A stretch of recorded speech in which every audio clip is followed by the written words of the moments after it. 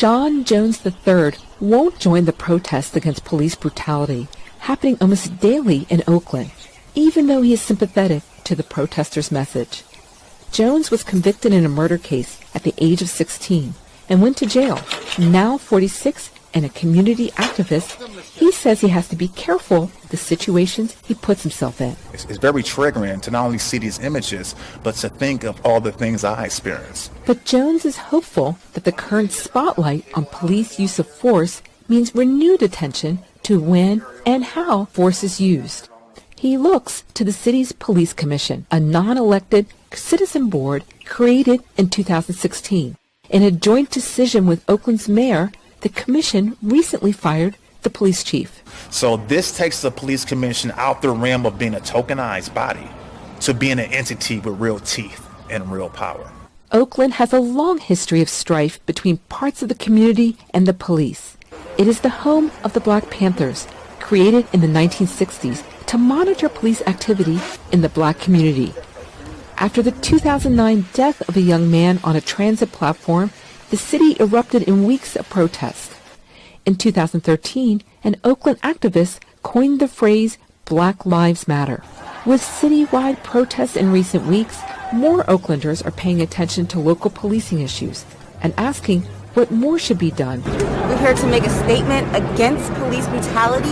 This has been happening since, God, my grandparents were alive, and we're still dealing with the same things.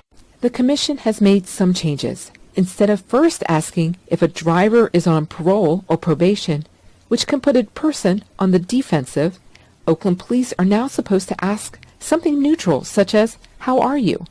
It humanized the initial engagement. I see you. Some protesters are calling for the Oakland police to be defunded, a rallying cry nationwide.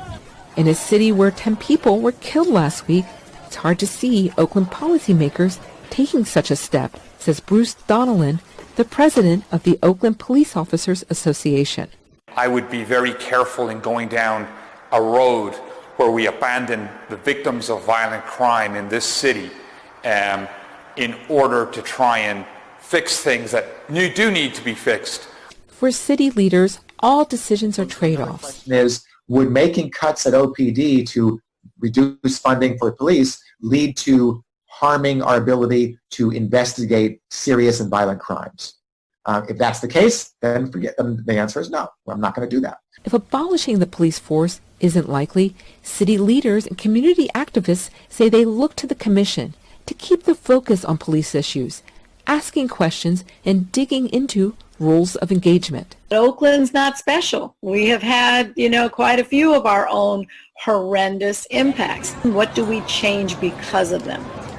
That is where the commission comes in. Jones wants the protesters to keep paying attention, even after the marching stops. All of us must collectively raise our voice and say that this does not speak for me. This is not a black issue or a brown issue. It's a human issue.